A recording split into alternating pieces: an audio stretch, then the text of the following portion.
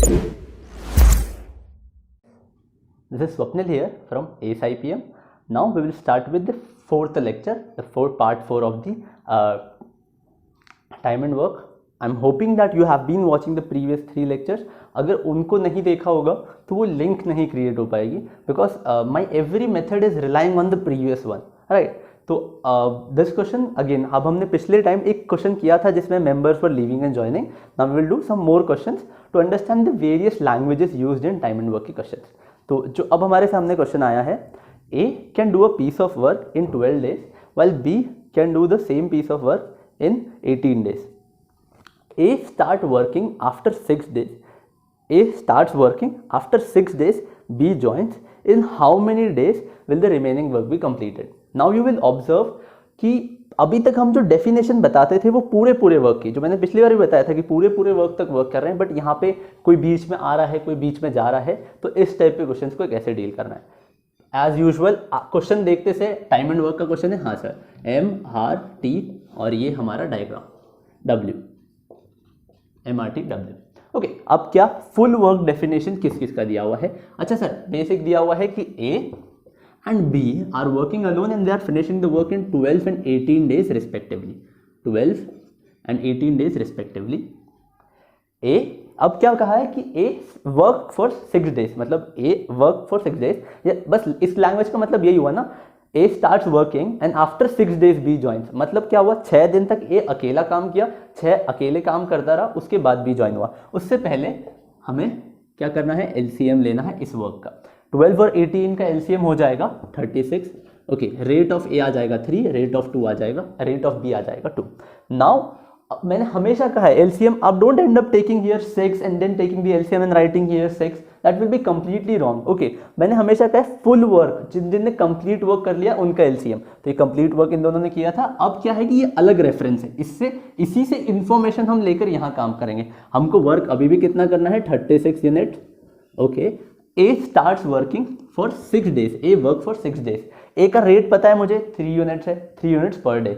अगर A का rate मुझे पता है, A is working 6 days, तो उसने टोटल वर्क कितना कर लिया होगा, 18 units. Okay, 18 units of work have been completed. वही बॉक्स वाला केस, 36 बॉक्सेस बनाने थे. A एक दिन में 3 बॉक्स बना लेता है and he works for 6 days. तो उसने 18 बॉक्सेस कंप्लीट कर लिए हैं आफ्टर 6 days. आफ्टर 6 days, यहाँ पे टाइम चल रहा है ना, days, time in days. Okay, after 6 days A is accompanied by B, मतलब A को कौन असिस्ट करता है, B. अच्छा, अगर A और B साथ में काम करने लग जाएंगे तो इनका रेट इंक्रीज हो जाएगा, राइट. पहले 3 बन रहे थे, अब दोनों साथ में एक दिन में 5 बॉक्सेस बना लेते हैं. एट द सेम टाइम अब देखो ना, वर्क बचा कितना है, 18 units of work is done, 18 units of work is done, 18 unit of work is left, 18 unit of work is left. 18 unit of work is left. They are making 5 unit of, they are doing 5 unit of work in a day. So in how many days they will complete the work? 18 by 5. Very straightforward. Okay, 18 by 5 work हमें complete करना है. 18 by 5 days में हमारा work complete हो जाएगा. I hope very linear and very organized, straightforward answer. तो हमारा answer इस क्वेश्चन का, in how many days, in what is the question? In how many days will the remaining work be completed? 18 by 5. Okay, 18 by 5 is more like 3:3 by 5. And how many days the remaining work be completed? Make sure you're reading the question more carefully. कभी इसी question में पूछ सकते हैं how many days it took total, like total number of days to complete the work. तो आपको देखना होगा कि 6 और 18 साथ में, टोटल वर्क तो 6 + 18 में हुआ ना. ये तो 18 यूनिट ऑफ वर्क इनने किया था और 18 अकेले ए ने किया था, ठीक है. तो मेक श्योर कर लेना. बट हमारे यहाँ पे कहा था in how many days remaining work will be completed. तो remaining work will be completed in 3:3 by 5 days. और आपको हमेशा याद रखना, ऐसे टाइम एंड वर्क में ऐसे बहुत बार मिक्स्ड फ्रैक्शन में ही ऑप्शंस होते हैं. Okay, if you got this, let's move to the next question. Same ही है क्वेश्चन लूंगा, मतलब सेम ही A and B are working for 12 days 18 days. But अब सेकेंड केस पे डील करते हैं. सेकेंड केस में अब ये पिछले वाले क्वेश्चन से इतना अलग है. पिछले वाले क्वेश्चन में क्या हुआ था कि A work for 6 days and then A and B started working for the last few days to complete the work. But यहाँ क्या होता है, A and B work together for few days. What is the language? A and B start working for few days. After few days, A quits. We are not given that particular number this time, and then it is given that if what is the number of days in which the work was completed if A didn't work last 6 days. हमसे पूछा क्या है, total work कितने days में complete हुआ है, ठीक है.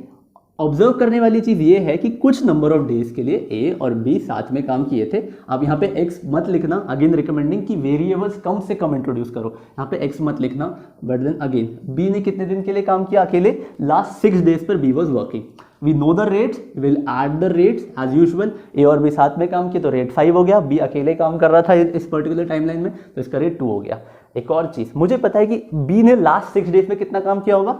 12 units of work was done by B. 12 units of work is done and you realise कि अच्छा वही बॉक्सेस वाला केस, हमेशा एक लॉजिकल और एप्लीकेशन बेसिस सोचो। 36 बॉक्सेस बनाने थे, टोटल 36 बॉक्सेस बनाने थे।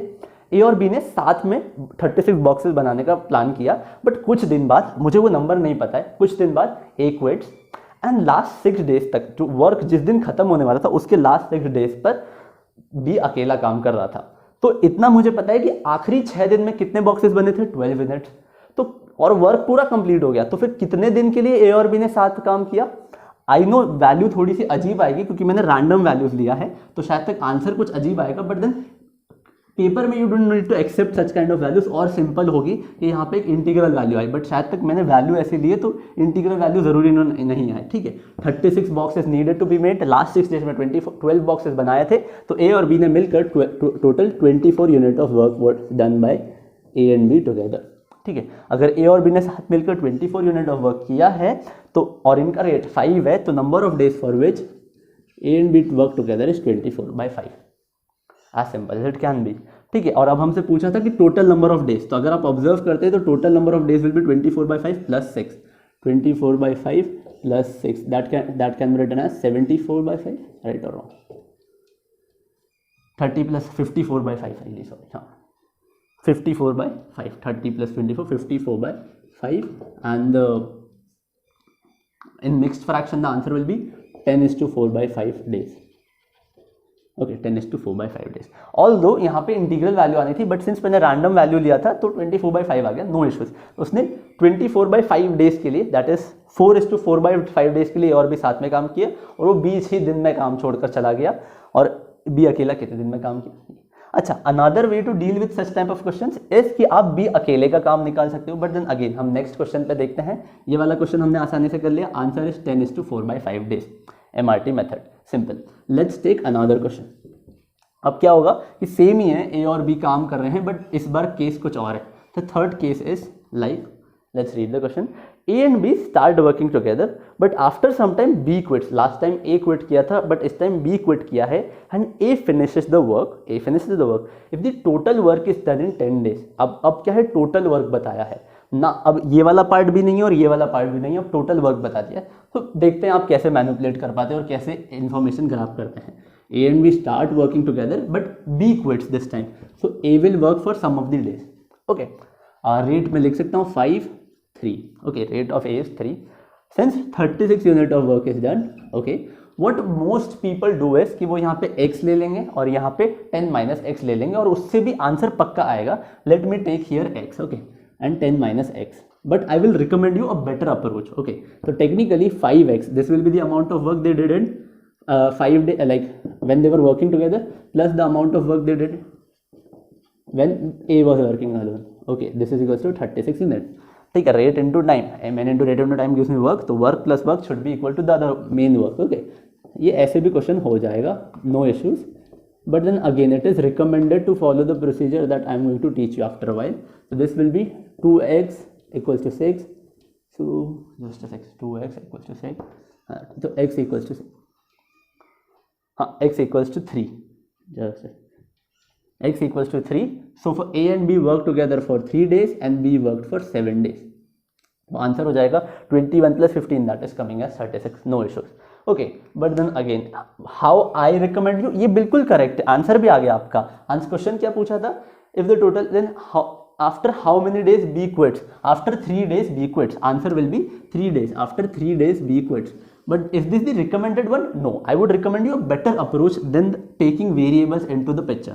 वेरिएबल्स लोगे तो वर्किंग ज़्यादा हो जाएगा, लॉजिकली करोगे तो answer in a timeline of seconds आएगा। ओके, आपको पता है, अगर आप ऑब्जर्व करते हैं तो यहाँ से हमारा वर्क स्टार्ट हुआ ना, तो ये कुछ टाइम के लिए ए और बी साथ में काम किया और फिर कुछ टाइम के लिए ए अकेला काम किया और 36 यूनिट ऑफ वर्क किया। अगर आप ऑब्जर्व करते हैं तो इस पूरे टाइमलाइन में कौन पूरे टाइम काम कर रहा था? A, right? A was working all the time in the complete process. मतलब A पूरा काम करता है, A work for all the time, that is A work for complete 10 days. अगर A work for complete 10 days and his rate is 3 units, तो A ने कितना काम कर लिया होगा? 10 into 3, 30 unit of work. अब बॉक्सेस वाला ही केस लेते हैं. अगर 10 दिन में काम फिनिश हुआ और ए तो हमेशा नौकरी पर था, तो ए ने 10 दिन में कितने बॉक्सेस बना लिए होंगे? 30 बॉक्सेस. तो बचे हुए एक्स्ट्रा 6 बॉक्सेस कहां से आए? एक्स्ट्रा 6 बॉक्सेस बी ने बनाए थे. और it should be clear to you कि ए और बी साथ में कुछ काम किए थे, और मतलब extra 6 boxes as similar it can be, that is 6 unit of work was done by B, and B का रेट कितना है मुझे पता है 2. तो B कितने दिन काम किया होगा? 6/2, that is 3 days. I repeat, take it in a more logical sense.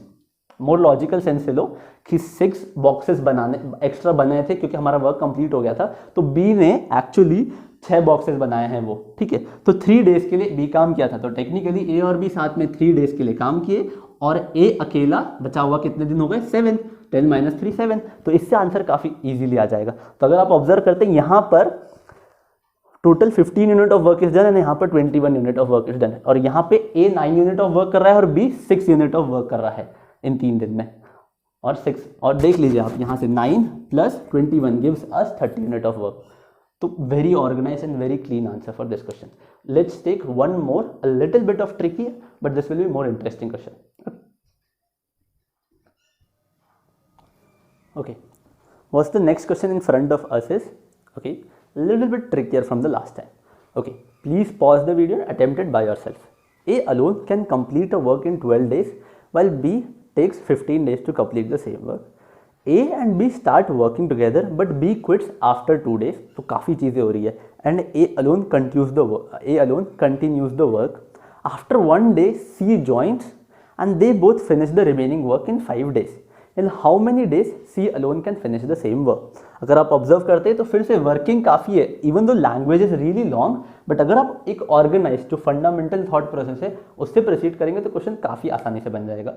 ठीक है, A alone can complete a work in 12 days. तो एज यूजुअल कंप्लीट वर्क की डेफिनेशन ए और बी की दी हुई है, and that is 12 and 15 respectively. A and B start working together. Okay, before starting जैसे ही कंप्लीट वर्क की डेफिनेशन दैट्स इट यहीं पे दी हुई है, तो इनका एलसीएम ले लो. एलसीएम कितना हो जाएगा? 60. तो इसका रेट हो जाएगा 5, इसका रेट हो जाएगा 4. Getting a rate like this big is not at all a problem. Okay, 5 and 4 is the rate. Now A and B start working together, but after 2 days B quits. Okay, then who is working alone? A. And after 1 day, that is A works alone for 1 day, C joins him. So A and C work for 5 days. ये चीज़ आपको easily आप डाल पाएंगे अगर आप थोड़ा सा भी लैंग्वेज को समझ जाते हैं तो. ठीक है, A and B work for 2 days, A work for 1 day, A and C, and this way complete work is done. 2 दिन, 1 दिन, 5 दिन, और ऐसे करके वर्क पूरा फिनिश हो जाता है. और वर्क कितना हुआ है? 60 unit of work has been done. 60 units of work. अच्छा, मुझे ए और बी का साथ में रेट पता है. हाँ, 9. ओके, मुझे ए का रेट पता है. हाँ सर, 5. और मुझसे क्वेश्चन ने पूछा क्या? इन हाउ मेनी डेज अगर ऑब्जर्व कर पाते हैं आप, C alone will finish the same work, मतलब 60 यूनिट्स ऑफ वर्क C कितने टाइम में फिनिश करेगा, ये हमारा क्वेश्चन है. वेरी इजी, एक बार अगर ऑर्गेनाइज वे में समझ गए तो क्वेश्चन हो जाएगा. अच्छा, अगेन ऑब्जर्व करिए, 60 unit of work is done, तो 2 into 9, 5 into 1, और यहाँ पे आप रेट x ले सकते हो और ऐसे भी आंसर निकाल सकते हैं. But then again what is recommended here is to analyse that A is all the time doing his work, right? A doesn't even quit. A is like all the time during the work. So I can say that A works for 2 + 1 + 5, that is 8 days. A works for 8 days. Okay, what will be the amount of work that he will be doing? Amount of work, that is time into his rate. What is his time? 8, और rate कितना है इसका? 5. तो he completes around 40 units of work. तो A अकेला ही 40 unit of work कर लेता है. A completes around 40 units of work. What about B? B actually works for only 2 days. B only work for 2 days. That is 2 days. Okay. तो work कितना हो जाएगा? T into R. उसका rate कितना है मुझे पता है, rate is 4. So 2 into 4, that is 8 units. So B works for 8 unit of work is done by B. B only does 8 units of work.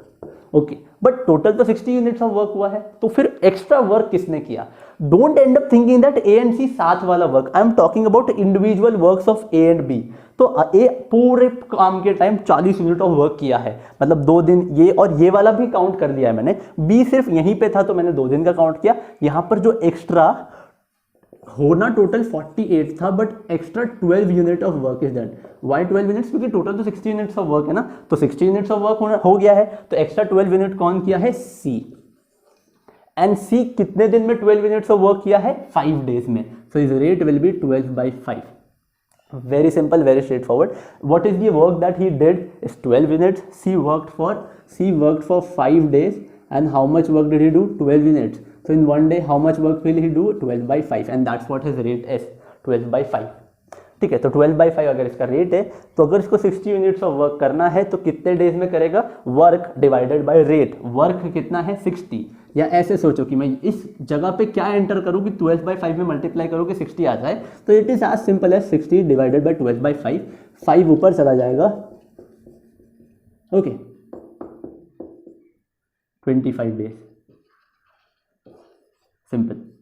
ऐसे देखो, अगर ये आ गया ना कि ए 5 दिन में 12 यूनिट ऑफ वर्क करता है, तो आप यहीं पे आंसर ला सकते थे, इतना वर्किंग भी करने की जरूरत नहीं अगर आप लॉजिकली सोचते हैं तो। अच्छा ऐसे सोचिए, ए 5 दिन में 12 यूनिट ऑफ वर्क करता है, तो 12 12 12 करके वो 60 यूनिट ऑफ वर्क कर लेगा। तो मतलब मैं इसमें 4 का मल्टीप्लाई कर, इसमें 5 का मल्टीप्लाई करूंगा तो मुझे 60 यूनिट ऑफ वर्क मिल जाएगा। तो जैसे सेम इसमें भी 5 का यूनिट का मल्टीप्लाई कर दो, दैट इज 20। तो 25 डेज में I will get 60 unit of work done. तो लॉजिकली भी आंसर पे आ सकते हो अगर इतना पता चल गया कि उसने 5 दिन में 12 यूनिट ऑफ वर्क किया है।